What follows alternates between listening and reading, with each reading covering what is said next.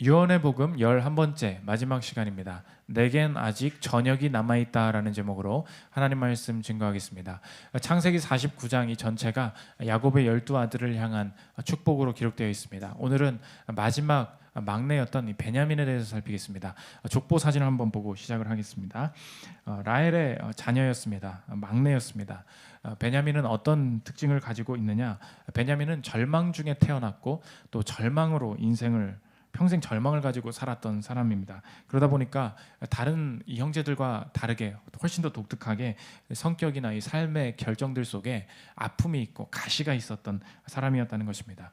저 여러분도 마찬가지입니다. 예수님을 믿지만 내가 과거에 살아왔던 이 환경들 때문에 내 말투나 이 성격이나 일하는 스타일 속에 이 가시가 남아서 우리의 삶과 주변을 괴롭히는 경우가 참 많이 있습니다. 예를 들면 내가 너무 이렇게 사기를 많이 당했다 보니까 사람 절대 못 믿는 사람들이 있고요. 감정의 사랑을 받지 못해서 감정에 메마른 사람이 있고요. 하도 무시를 당했다 보니까 나도 모르게 이제 나도 후배를 만나면 무시하는 말투가 나오기도 하고, 이걸 어떻게 하겠습니까? 평생 살아온 그 상처 때문에 내 인생에 가시가 되어서 내 인생을 또 주변을 아프게 하는 경우가 많이 있다는 것입니다.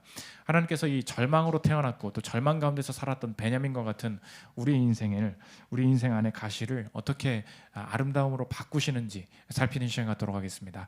세 가지로 나눠서 살피겠습니다. 첫째로 절망의 아침, 둘째로 절망의 두 얼굴, 셋째로 절망의 저녁, 이 세 가지로 나눠 살피겠습니다. 첫째로 살필 것은 절망의 아침입니다. 야곱이 이 베냐민을 축복할 때 그 기질을 정의해 줍니다. 아버지니까 좀 좋은 얘기를 해줘야 될 거 아니에요. 아까 그 이전에 나왔던 유다 같은 걸 보면 유다야 너는 웅크린 사자다, 멋있지 않습니까? 좋은 비유를 해주면 좋겠는데 오늘 좀 날카롭게 베냐민을 이야기하고 있습니다. 베냐민 너는 이일이다. 27절 한번 보십시오. 베냐민은 물어뜯는 이일이라. 아침에는 빼앗은 것을 먹고 저녁에는 움킨 것을 나누리로다. 원문에 정확히 보면은 늑대입니다. 너는 늑대다. 좋긴 한데 좀 약간 비열하고 날카롭고 이런 느낌이 들지 않습니까? 이것은 이 저주가 아니라 이 베냐민을 향한 베냐민의 인생을 가장 잘 묘사한 표현입니다. 왜 이럴 수밖에 없었는가? 베냐민이 이 늑대처럼 궁핍한 삶을 살았기 때문입니다.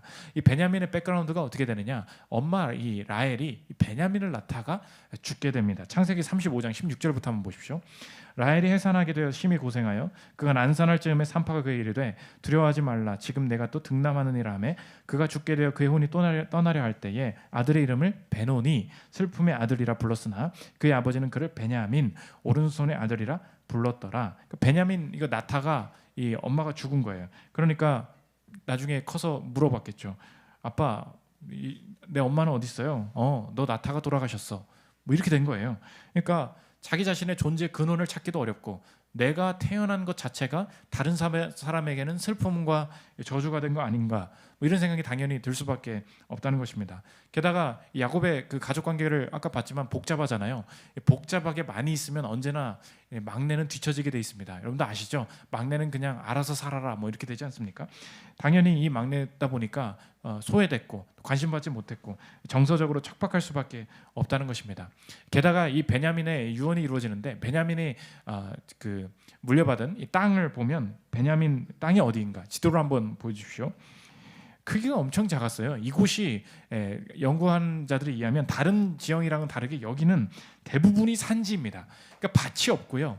이 유일하게 풀이 조금 자라니까 농업을 못 짓고 온전하게 올인해야 되는 게 이 목축업이었다는 것입니다. 그러니까 맨날 양들 데리고 물 찾아 돌아다니고 이런 척박한 인생을 살다 보니까 이 지형 속에서도 느껴지시죠? 날카로워지고 난폭해지고 가시가 있는 삶이 될 수밖에 없었다는 것입니다. 이 창비에서 나온 책인데 손원평이라는 작가분이 쓰신 책입니다. 아몬드라는 요즘에 계속해서 잘 나가는 책이 있습니다. 어렸을 때 가족을 사고로 잃고 날카로워졌던 이 주인공 윤재라는 아이가 있습니다. 이 윤재가 자기처럼 비슷한 이 날카로운 사람을 만나가면서 자신 스스로가 이 감정과 따뜻함을 찾아가는 이야기인데, 그 중에 같은 아픔을 가진 이 친구 곤이라는 친구가 똑같이 난폭한 거예요. 난폭한 사람이 왜 저럴까? 그러면서 본인이 스스로도 이렇게 감정이 없는 존재면서 왜 난폭해졌나 이렇게 평가를 합니다. 들어보십시오. 몇 살에 절도를 시작했는지 언제 여자와 놀아봤는지, 무슨 일로 소년원에 갔는지 따위를 자랑거리로 삼는 아이들이 있다. 그런 류의 조직에서 인정받으려면 그럴듯한 무용담 혹은 훈장이 필요하다. 고니가 아이들에게 맞으면서 버틴 것도 그런 통과 의례 때문일 거다. 하지만 나는 그런 게 모두 약하다는 증거라고 생각한다. 강한 것을 동경하며 생기는 나약함의 표현, 이거라는 거예요. 왜 사람들이 이렇게 날카로워졌는가? 왜 이렇게 가시가 있는가? 이 주인공을 통한 이 소설을 작가의 말은 그겁니다. 강한 것을 동경하며 생기는 나약함의 표현. 왜 날카롭냐? 사실 약하다는 거예요. 삶이 절망이니까, 가진 게 없으니까, 약하니까. 베냐민이 그렇다는 것입니다. 내가 스스로 날카롭게 할 수밖에 없다는 거예요. 그러니까 오늘 성경이 너 늑대야, 너 일이야, 너 날카로워졌어, 너 사실 약해서 그런 거야, 이렇게 얘기하는 거예요. 들어보면 뭐 저주야, 축복이라던 저주 같잖아요. 근데 오늘 이 절망으로 시작하는 이 베냐민에 대해서 하나님께서 주시는 이 복은 무엇인가? 야곱은 이 베냐민의 인생을 아침과 저녁으로 나누고 있습니다. 27절 한번 다시 보십시오. 베냐민은 물어뜯는 일이라 아침에는 빼앗은 것을 먹고 저녁에는 움킨 것을 나누리로다. 이 베냐민의 인생을 아침과 저녁으로 구분하고 있다는 것입니다. 인생을 가시로, 절망으로 출발한 인생이 있느냐? 아침에는 빼앗은 것을 먹을 것이다. 그런데 내가 이 베냐민이 살기 위해 발버둥 쳤던 이 모든 것이, 이 과정들이 마무리되고 의미를 찾게 되는 그 확신이 어디로부터 오느냐? 하나님께서 준비하신 저녁이 아직 남아 있다는 것입니다. 그러므로 베냐민과 같은 저와 여러분의 이 절망의 인생을 해석하는 유일한 길이, 오늘 그것을 정리하면 오늘 제목과 같습니다. 내겐 아직 저녁이 남아 있다는 거예요. 내가 열심히 물어뜯는 이리처럼 늑대처럼 산다고 해서 결코 절망해서는 안 된다. 왜냐? 나의 인생이 남에게 나누어질, 풍성해질 하나님께서 예비하신 저녁이 남아있기 때문이라는 것입니다. 이 시대가 우리의 삶을 평가하고 정의하는 이것이 성경과 다르다는 것을 우리가 알 수 있는데, 우리가 살아가는 이 삶의 문화는 우리의 삶을 어떻게 규정하게 만드느냐? 우리의 인생을 성공과 실패로 나누게 만듭니다. 이 개인주의잖아요. 그러니까 뭐 사람들과의 관계도 없고 내가 혼자 사는 거 아닙니까? 그러니까 내가 혼자 내 인생을 잘 살았냐, 보람 있냐, 이것을 어디서 어떻게 구분을 짓느냐? 어떤 일에 대해서, 어떤 내 목표에 대해서 성공했냐, 실패했냐? 그러니까 이게 무슨 중심이에요? 성취 중심이에요. 근데 오늘 성경은 완전 다르게 얘기하는데, 인생을 성공과 실패로 나누면 안 되고 인생을 아침과 저녁으로 나눠야 된다는 것입니다. 아니, 아침과 저녁으로 나눈다, 이건 뭐예요? 이것은 성취 중심이 아니고 관계 중심이라는 것입니다. 사랑하는 사람, 나의 창조주와 함께 이 관계 맺는 것 가운데서 한 여정이라는 거예요. 아침과 저녁으로 나누어지는 것이지 성공이냐 실패냐 이렇게 성취 중심으로 나누면 안 된다는 것입니다. 그래서 한번 결혼을 생각해 보십시오. 하나님께서 만드신 디자인은 언제나 영혼 속의 관계 중심이에요. 내가 남자친구 여자친구일 때는 어떻게 잘해줘야 헤어질지 사귀게 될지 뭐 이런 걸 고민하지 않습니까? 세상의 일들은 모든 게 이 사업이 잘 될지 망할지 이렇게 얘기하잖아요. 근데 하나님이 만드신 뭐 결혼을 생각해 보십시오. 결혼 안에서 우리가 남편과 아내가 있습니다. 이렇게 말하지 않죠. 우리가 이 세계관에 빠지다 보니까 우리 가정 망했다. 우리 가정은 가난하다. 우리 가정은 집이 없는 가정이다. 우리 가정은 자녀가 없는 가정이다. 이렇게 자꾸 이 성취 중심으로 평가를 하게 만든다는 것입니다. 그거 아니라는 거예요. 가정은 어떤 곳입니까? 집이 없을 때도 있는 거고 자녀가 없을 때도 있는 거고 아침과 저녁으로 나눠야 된다는 거예요. 그런 여정도 있는 거고 한 가지 여정으로 바라봐야지 성취와 이 성취 중심으로 보면 안 된다는 것입니다. 부모 자녀도 마찬가지죠. 좀 다툴 때도 있고 말할 때도 있고 그러다가 이 한 여정 속에서 아침과 저녁이 있는 것이지 부모 자녀 자식 간의 관계가 망했대 뭐 실패래 그렇게 말하면 안 된다는 것입니다. 오늘 저와 여러분이 깨달아야 할 것이 무엇인가? 날카로워진 지금 내 삶을 해석하는 길이 무엇인가? 내 삶은 성취 중심이 아니고 하나님과의 이 관계가 중심이라는 것입니다. 그럴 때 내 삶에 아침과 저녁이 생기게 된다는 것입니다. 저는 어렸을 때 인생의 이 부정적인 요소들이 그 어떤 사람의 삶에 영향을 미치는 것을 보면서 아무래도 이렇게 좀 예전에 상처가 있었던 사람, 예전에 뭐 어려운 일을 겪었던 사람들의 인생에는 행복이 좀 오기 어렵다, 이런 그 선입견을 많이 가지고 있었습니다. 근데 그 생각이 많이 확고해질 때쯤에 하나님께서 제 생각을 좀 깨시기 위해서 두 가지 그 만남을 동시에 이렇게 경험한 적이 있는데, 하나는 이 아동 상담을 전공하신 한 목사님의 사모님의 이야기를 듣게 되었습니다. 자녀를 키우다 보면 여러분도 아시겠지만 뭐 3살, 뭐 7살, 뭐 청소년, 이렇게 한 시기를 지나다 보면 그 자녀의 이 싹수가 보입니다. 아십니까? 이 떡잎이라고 하죠. 좋은 말로 떡잎이라는데, 한 2-3살 보면 얘 이거 잘하네, 저거 잘하네, 참 성격 더럽네, 뭐 이런 게 보일 때가 있어요. 그러면은 한 사춘기 정도 가면 지칠 대로 부모가 지친 거예요. 그러니까 옆 사람과 비교를 하게 되죠. 저 아들은 저렇게 온유한데 너는 왜 이렇게 반항심이 많니? 뭐 이렇게 안 먹니? 뭐 하고 싶은 게 왜 이렇게 많니? 뭐 이렇게 되니까 부모가 먼저 포기하고 그 성격을 평가하고 규정짓기 시작한다는 것입니다. 그런데 중요한 게 무엇이냐? 자녀 교육이 가장 중요한 거, 부모가 먼저 평가하고 부모가 먼저 규정 지으면 절대 안 된다는 거예요. 특별한 독특한 인생, 반항기가 많은 자녀들, 뭔가 남들보다 뒤처져 보이는 애들, 뭔가 지능이 딸리는 것 같은 애들, 이런 애들 절대 부모가 먼저 포기하고 비교를 시작하는데, 그러면 안 되고 부모해야 될 게 무엇인가? 부모만큼 끝까지 품어줘야 된다는 거예요. 부모만큼은 그 자녀를 끝까지 사랑해줘야 된다는 것입니다. 평가하지 말고 뭔가 이렇게 시키지 말고 그대로 품고 계속 가다 보면 그 아이들이 그 사랑 안에 품어졌을 때 남들과 다른 자기가 찾은 그 길에서 독특한 역량과 이 성품이 나오게 되는 경우가 너무 많이 있다는 것입니다. 그러니까 누구 잘못이냐는 거예요. 네가 너는 성격이 안 좋아서 망할 거야 라고 말하는 그 부모의 관계 중심이 아닌 성취 중심의 그 언어가 사람을 다 무너뜨리게 된다는 것입니다. 제가 그걸 듣고 저는, 그러니까 이게 좀 어려운 애들, 좀 뭔가 성격 이상한 애들 좀 가까이 안 지내려고 그랬어요. 교회에서도 괜히 이렇게 그 사람들이랑 거리 두려고 그랬다고. 그게 아니라는 것입니다. 우리가 그 베냐민의 인생, 가시의 인생을 품는 게 훨씬 중요하다는 거예요. 또 한 가지, 이 얘기를 듣고 어느 정도 한 50% 수긍이 됐어요. 근데 어느 순간 이제 우리 교회에 그 미술 전공하시는 교수님이 계시거든요. 그분이랑 이제 대화를 나눴습니다. 저는 그래서 얘기를 했어요. 이게 미술하는 분들 보면은 굉장히 뭐 이렇게 좀 우울하게 살고 뭐 맨날 뭐 히키코모리처럼 뭐 10년 동안 뭐 방에 들어가서 안 나오고 이런 사람들 많아서 저는 좀 미술이 밝았으면 좋겠어요. 뭐 이런 얘기를 좀 많이 했습니다. 그랬더니 그 교수님이 하시는 얘기가 아니라는 거예요.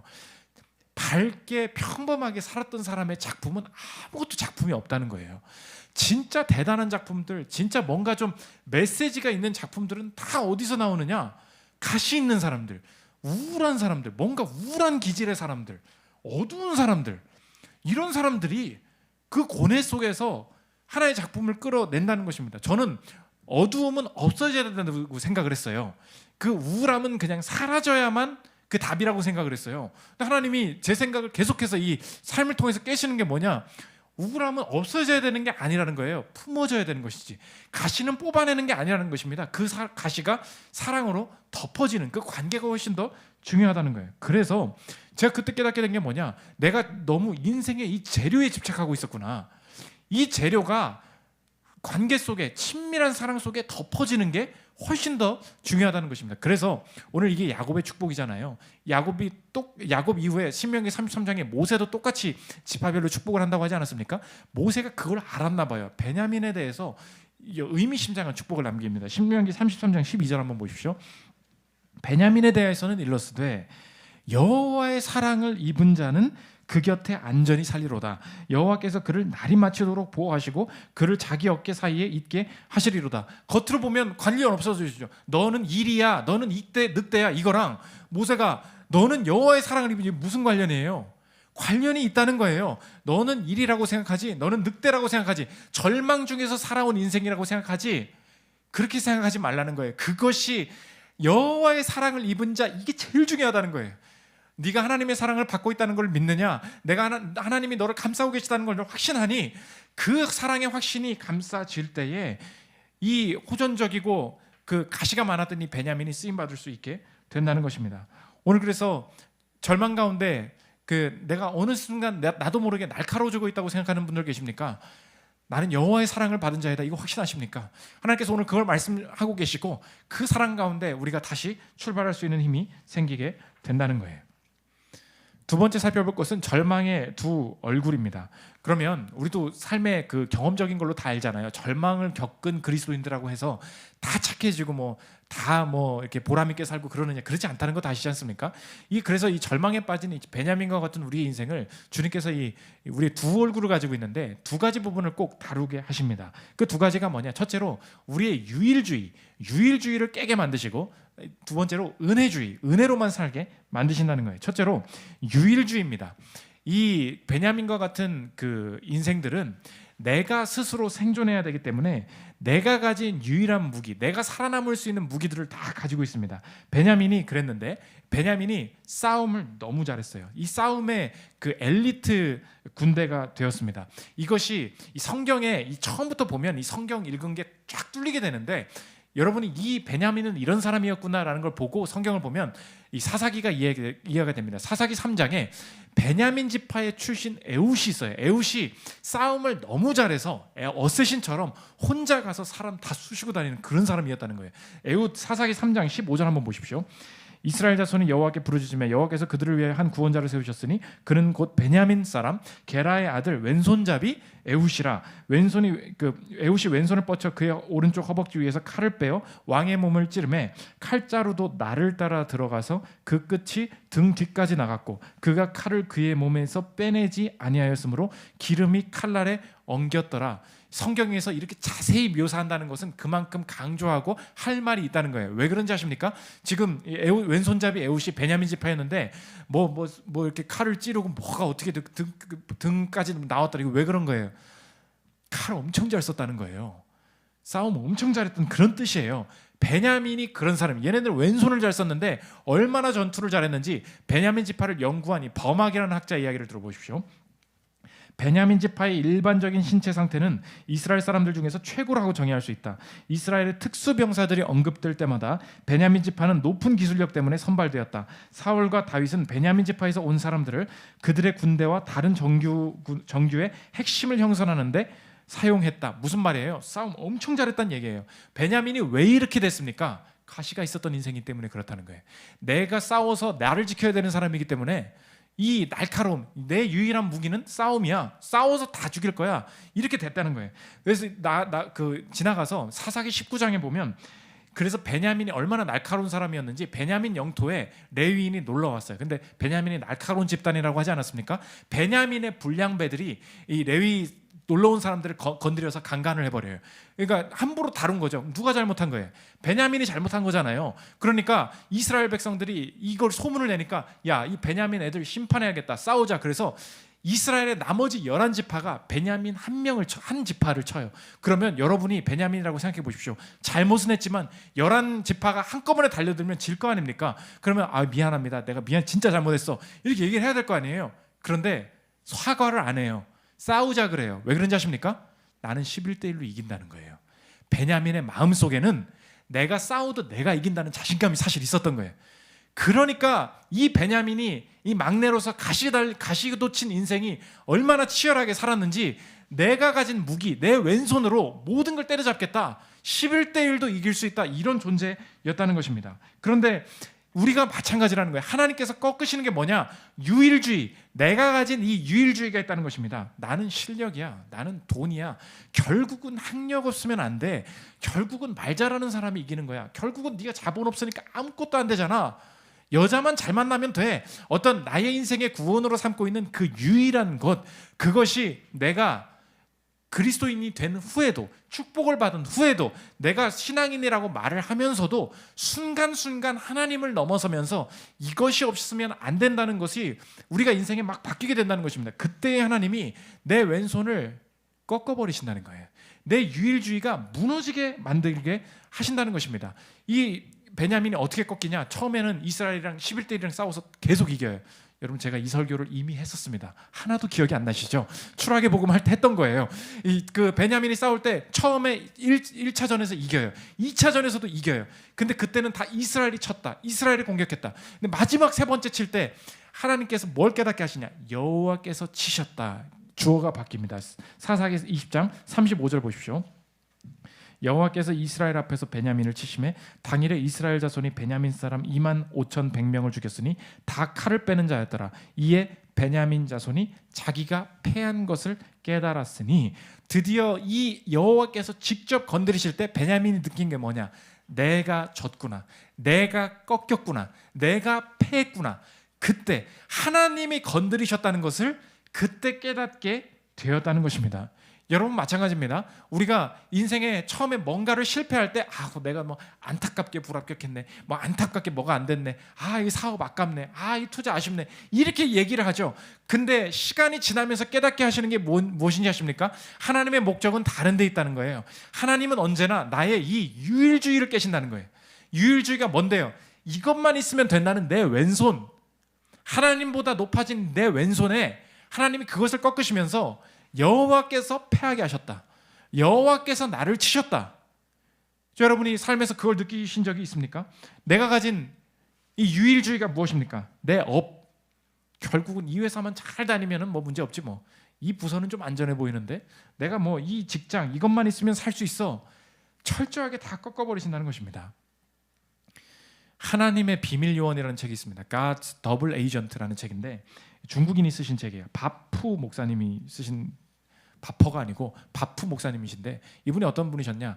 중국의 이 산둥성의 아주 그 시골 바닥에서 태어나신 분입니다. 중국에서는요, 가난을 벗어날 수 있는 길은 하나밖에 없어요. 뭐 인구가 많으니까 그냥 죽으라는 거지.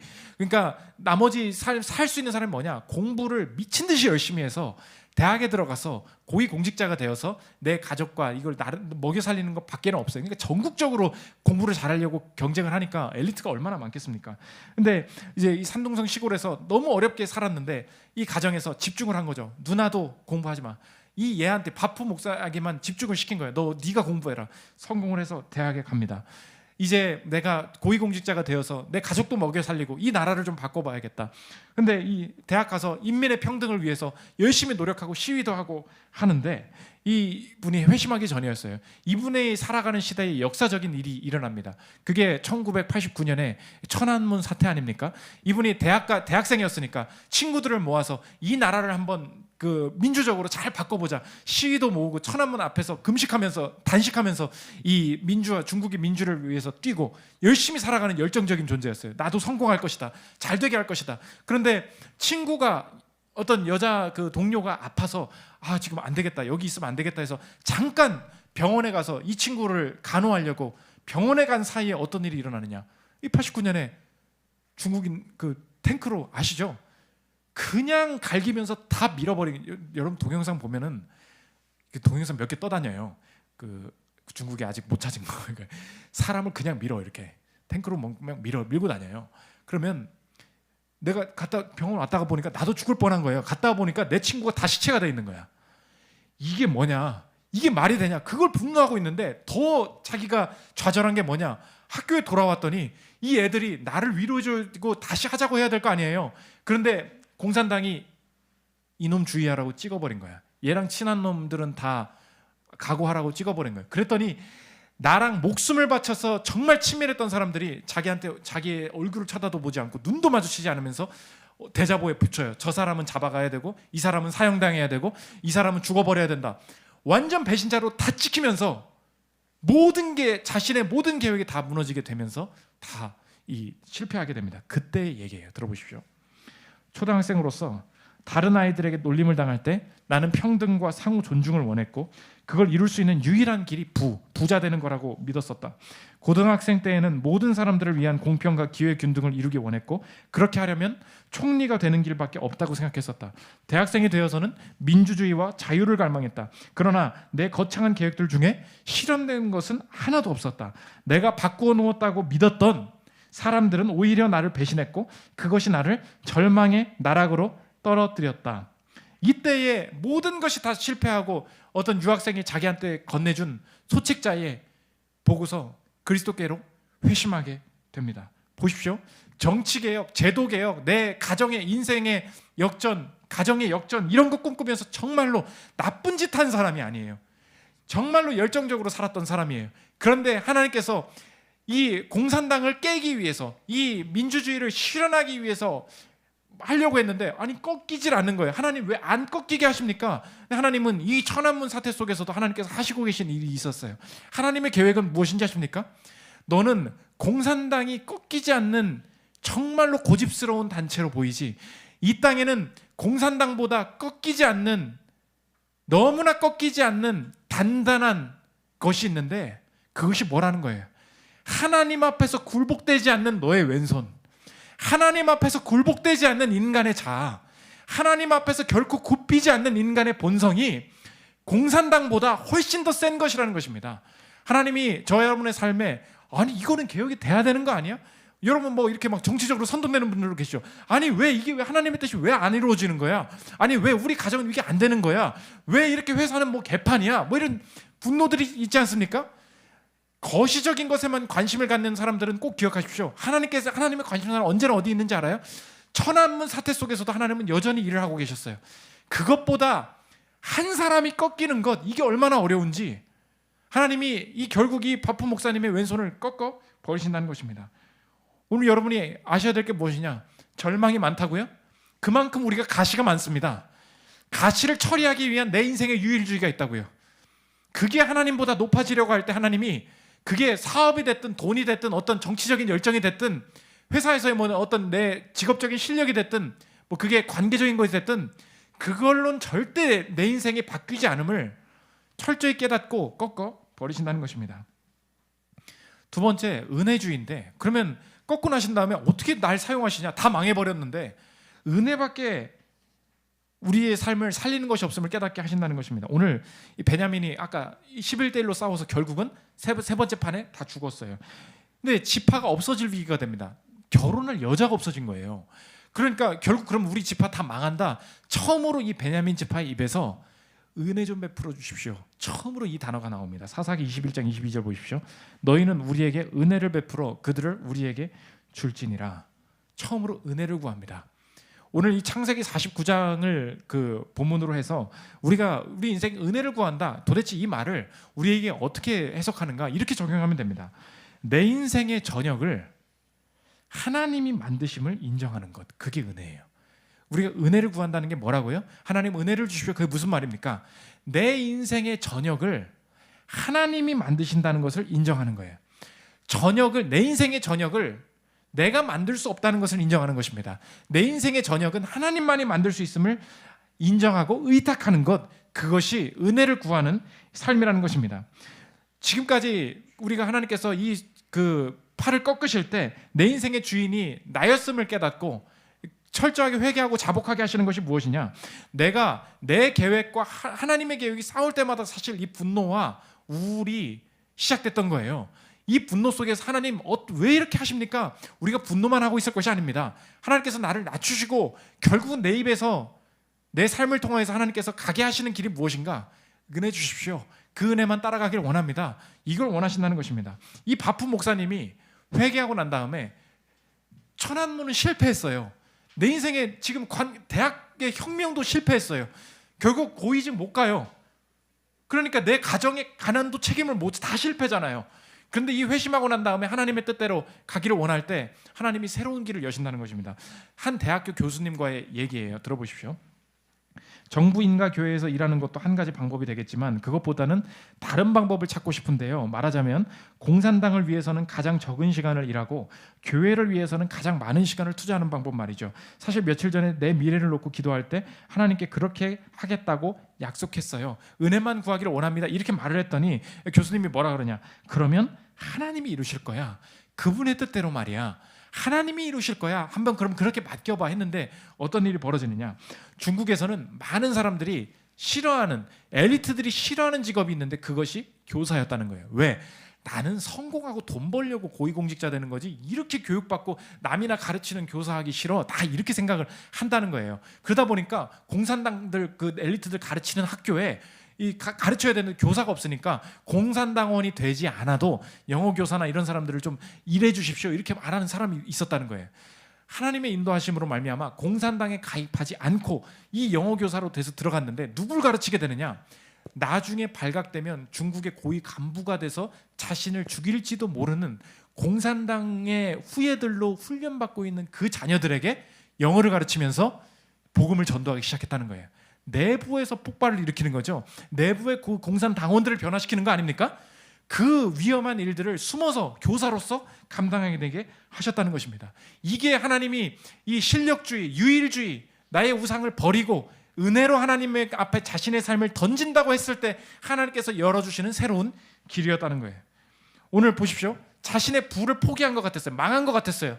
중국의 개혁 망한 것 같았어요. 하나님은 어디 계시는가? 아니에요. 하나님은 내부에서 정말 꺾기 어려운 사람들의 내면, 그 공산당원들의 내면을 하나씩 무너뜨리면서 자신의 일을 행하고 계셨다는 것입니다. 이 베냐민 지파에서 나온 게 누구냐? 그게 사도 바울이었어요. 내가 엘리트였고 다 사람 잡아 죽이러 다니는 사람이 자신이 이방인의 사도로 부름을 받으면서 이렇게 고백을 합니다. 에베소서 3장 8절 보십시오.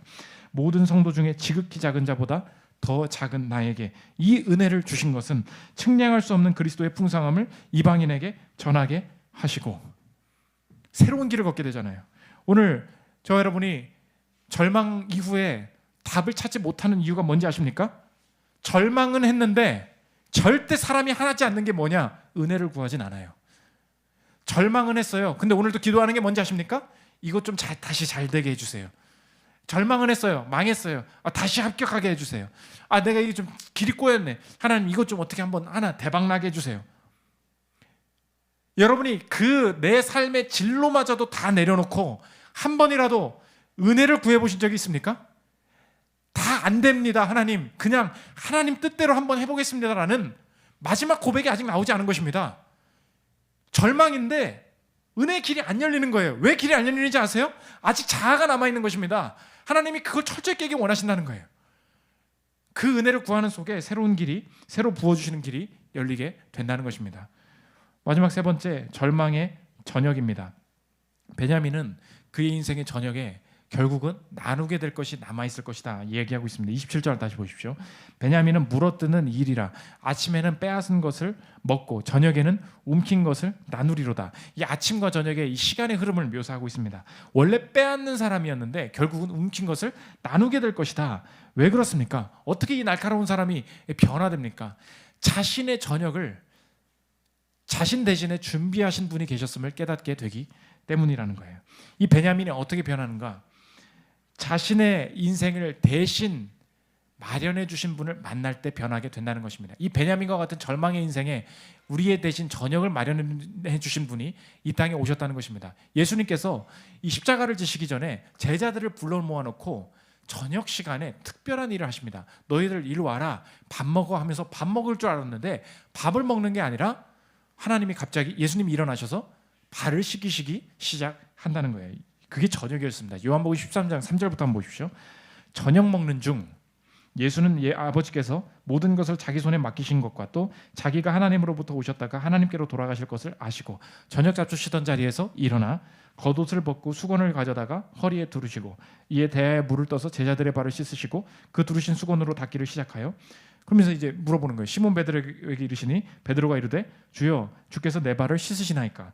예수께서 대답하여 이르시되 내가 하는 것을 내가 지금은 알지 못하나 이후에는 알리라. 막 갑자기 먹다 말고 발을 씻으니까 베드로가 물어본 거예요. 예수님 먹다 말고 뭐 하시는 거예요? 왜 발 씻습니까? 그랬더니 너 지금은 몰라. 그런데 내가 지금 뭐 하고 있는 건지 네가 지금 알게 될 거야. 지금 그렇게 말씀하신 거예요. 그게 무슨 말입니까? 사실 이런 말이죠. 내가 지금 너의 저녁을 만들고 있어. 무슨 뭐죠? 저녁이에요? 내 지금 밥 먹고 있는데. 아니야. 너의 인생에 저녁을 만들고 있어. 내가 너의 인생을 미리 저녁을 만들어 줄 거야. 너의 인생이 그냥 멸망하지 않도록, 그 절망의 가시들, 너의 인생의 여정들이 그냥 끝나지 않도록 내가 미리 너의 인생의 미래를, 저녁을 열어놓을 거야. 그런데 그 밥의 재료, 그 저녁의 재료는 다른 거야. 이 밥이 아니야. 지금은 떡이지, 지금은 포도주지. 그런데 그 인생의 저녁을 예수님께서 무엇으로 만드셨습니까? 자신의 살로, 자신의 피로 우리의 인생이 죽음으로 멸망하지 않도록 우리의 인생의 저녁을 미리 차려 놓으시는 그 사건, 그 사건을 상징적으로 최후의 만찬에 마련해 놓으시면서 자신 앞에서 반항하고 꺾이지 않았던 베드로와 같은 죄인을 향해서 찌르시고 자신의 인생에 훈계하신 것이 아니라 수건을 두르시고 그 인생을 직접 터치하시면서 너의 인생 괜찮아, 너의 인생에 저녁이 있을 거야, 너의 인생 결코 내가 버리지 않을 거야, 직접 자신이 수건을 두르시고 발을 닦으시면서 너의 인생의 이 발걸음 속에 결코 멸망하지 않는 저녁이 마련돼 있을 것이다, 직접 손을 잡고 만지시면서 찌르지 않으시는 사랑으로 너는 하나님 앞에 사랑을 받은 자이다, 직접 만지시면서 확인해 주셨다는 것입니다. 그것이 예수님께서 우리의 인생의 저녁을 만드시기 위해서 하신 것임을 베드로가 나중에 십자가 보고 깨닫게 되었다는 거예요. 이거 그냥 먹은 게 아니었구나, 내 인생에 저녁이 있음을 말씀해 주시기 위해서 그 저녁 식사에 나를 초대하신 것이었구나. 그 인생의 저녁의 절망의 저녁, 예수님의 입장에서는 절망의 저녁이었어요. 예수님 입장에서는 십자가의 저녁이었어요. 그 저녁 시간이 있음을 바라볼 때 내 인생도 다시 해석될 수 있겠다. 내 인생 하나님 떠났을 때 늑대였다, 일이었다, 미친 듯이 돈을 쫓고 미친 듯이 사람을 쫓고 미친 듯이 성공을 쫓으면서 살다가 그냥 으스러지는 게 내 인생의 모든 목표였는데, 과연 내 인생이 하나님께로부터 왔고 하나님께 창조되었고 이 절망 속에서도 베냐민을 향한 축복이 내게도 지금 적용될 수 있음을 안다면, 내 인생도 마찬가지로 여호와께 사랑을 입은 자요, 내 인생은 성공과 실패로 나누어지는 것이 아니라 아침과 저녁으로 나누어지는 것이라면, 지금 이 절망의 한복판에서도 내 인생의 저녁을 예비하신 예수 그리스도의 사랑을 신뢰하여 피와 살을 찢어서 내 인생의 저녁을 만들어주신 그분이 이 인생의 절망 가운데서도 이것은 결코 나를 찌르시기 위해, 나를 심판하시기 위해 내 인생의 이 환경을 허락하신 것이 아니라, 하나님을 믿는다고 하면서도 유일주의, 내 왼손을 믿었던 이 왼손을 철저하게 꺾으시고 오직 은혜만을 구하게 하셔서 결국은 내가 살고 내 주변을 살릴 수 있는 방향으로 생명의 길로 걸어가게 하시는 하나님의 인도하심의 과정으로 바라볼 수 있겠다. 내 절망이 다시 해석되기 시작한다는 것입니다. 이 날카로웠던 바울이 마지막에는 자신의 회개하지 않는 고집스러운 이스라엘을 향해서, 이 이스라엘도 유대인도 회개했으면 좋겠다, 차라리 내가 찌르지 않고 내가 찔렸으면 좋겠다, 마지막 바울이 이 고백을 합니다. 이거 읽고 마치겠습니다. 로마서 9장 3절입니다. 나의 형제 곧 고륙의 친척을 위하여 내 자신이 저주를 받아 그리스도에게서 끊어질지라도 원하는 바로라. 이 날카로운 인생이 어떻게 변화됩니까? 절망의 저녁을 통과하신 예수 그리스도를 만난 이후에 그 날카로움이 자신을 향하고 주변을 살리는 방향으로 바뀌게 되었다는 것입니다. 저 여러분 마찬가지입니다. 이제 예언의 복음을 마치면서 하나님은 우리에게 복 주시는 분이십니다. 마침 베냐민을 통해서 보여주신 것이 무엇이냐? 결코 저주가 아니다. 아침과 저녁으로 나누어야 한다. 이 절망이 여호와의 사랑을 입은 자 될 때, 오늘 저 여러분의 유일주의 꺾게 하실 때 여러분 꺾이십시오.